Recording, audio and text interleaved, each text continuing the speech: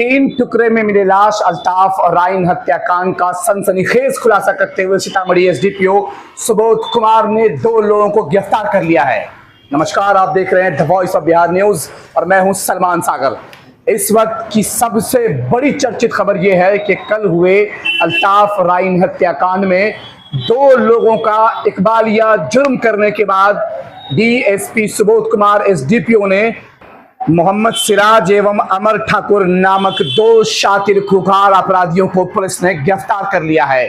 तो वहीं अभी भी 3 से 4 अपराधी राह फरार अख्तियार करने में कामयाब है। सीतामढ़ी के मुर्गियाचक निवासी मोहम्मद अल्ताफ की कल सुबह सीतामढ़ी के इस्लामपुर रेलवे क्रॉसिंग से एक 3 टुकड़े में बटी हुई लाश बरामद की गई थी और जिसकी पहचान सीतामढ़ी के मुर्गियाचक निवासी मोहम्मद अल्ताफ के रूप में हुई थी। हालांकि मुर्गियाचक से बेहद हालात खराब हो रहे थे।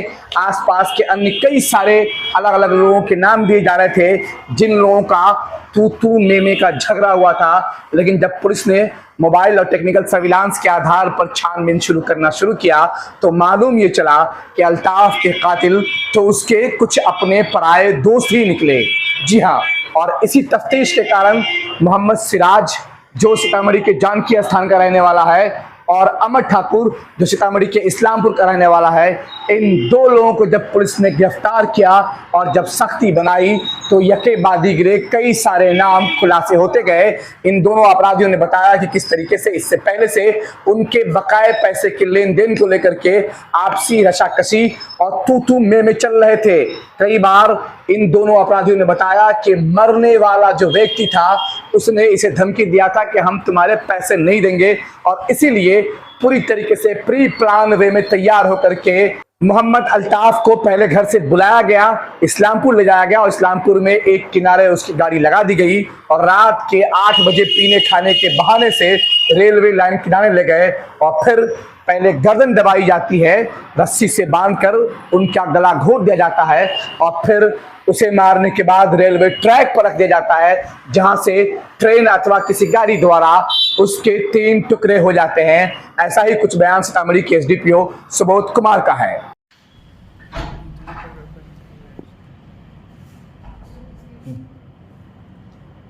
क्या मामला है? कल एक अज्ञात लाश सिर कटा हुआ, सिर धड़ से अलग था, वो इस्लामपुर स्थित जो रेलवे ट्रैक है उससे मिला था। शुरुआती क्रम में ऐसा प्रतीत हो रहा था कि वो रेलवे ट्रैक पे एक्सीडेंटल मामला होगा, लेकिन परिजनों के द्वारा आरोप लगाया कि ये हत्या करके सबको वहाँ रखा गया है। अज्ञात लाश जो है उसका पहचान जो है मोहम्मद अल्ताफ के रूप में किया गया जो मुर्गियाचक निवासी हैं। उसके बाद परिजनों के द्वारा कुछ बातचीत के क्रम में बताया गया उनके द्वारा कि किससे विवाद था नहीं था। हमने अनुसंधान स्टार्ट किया। अनुसंधान के क्रम में जो है तकनीकी अनुसंधान करते हुए कुछ अहम पहलू पे कार्य किया गया और उस अहम पहलू के करीब में एक अभियुक्त को गिरफ्तार किया गया। गिरफ्तारी के बाद उसके द्वारा इस बात का खुलासा किया गया कि इस्लामपुर में ये लोग बीती रात 3 तारीख को 4 तारीख को लाश बरामद हुआ था। 3 तारीख को ये लोग रात में 8 बजे करीब 5 से 6 की संख्या में बैठे थे और जिसमें मृतक भी शामिल था और वहाँ बैठ करके ये लोग खाना पीना किए थे वहाँ पे और उसी क्रम में इनका पहले से पूर्व से पैसे लेन देन का विवाद था जिसके कारण हाथापाई हुई और मारपीट हुआ और फिर गमछा से गला घोट करके उसका हत्या कर दिया गया और हत्या करने के बाद साक्ष्य मिटाने की कोशिश करते हुए इन लोगों के द्वारा जो है ट्रैक पर उस लाश को रख दिया गया, जिसके बाद संभवतः जो है ट्रेन के आने से या फिर कोई गाड़ी के आने से सर जो है धड़ से अलग हो गया। इस क्रम में गिरफ्तार अभियुक्त के द्वारा और उनकी निशानदेही पे फिर एक और गिरफ्तारी की गई जो उस कड़ी में शामिल है, उस हत्या में शामिल है और इनके द्वारा और भी जो अभियुक्त इसमें शामिल है उसके बारे में खुलासा किया गया है। तो इस खुलासे के बाद जो है पूरा इस हत्या की गुत्थी को जो है पुलिस के द्वारा महज 8 घंटे के अंदर सुलझा लिया गया है।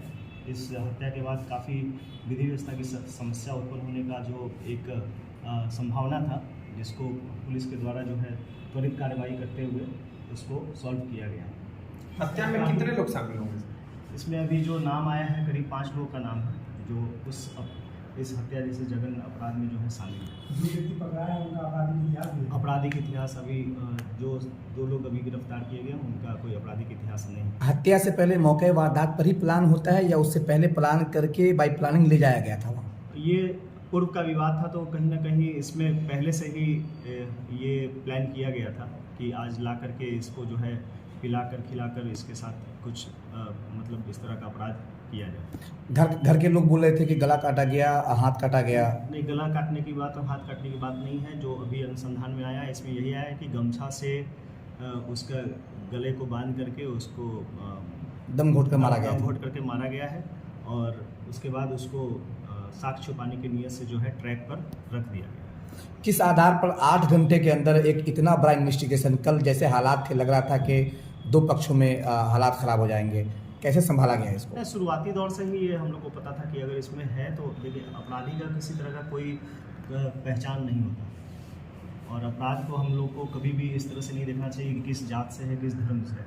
तो ये चीज़ तो हम लोग को पहले ये दूर कर लेना चाहिए कि अगर किसी के मन में शंका है तो अपराधी है, चाहे वो किसी भी जात का होगा, धर्म का हो, वो जेल जाएगा। और अभी जो मामला जिस तरह से आया है उसमें जो अपराध में शामिल हैं लोग वो दोनों ही समुदाय से जुड़े लोग हैं।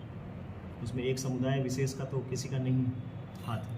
अपराधी के पास से कुछ गिरफ्तार हुआ जो बरामद हुआ है उनके पास से सिर्फ मोबाइल बरामद हुआ है जो हत्या के समय उपयोग किया गया है और जो हम लोग को उस तकनीकी अनुसंधान के दौरान जो महत्वपूर्ण साक्ष्य मिला है उस चीज़ को हम लोग जब्त किए।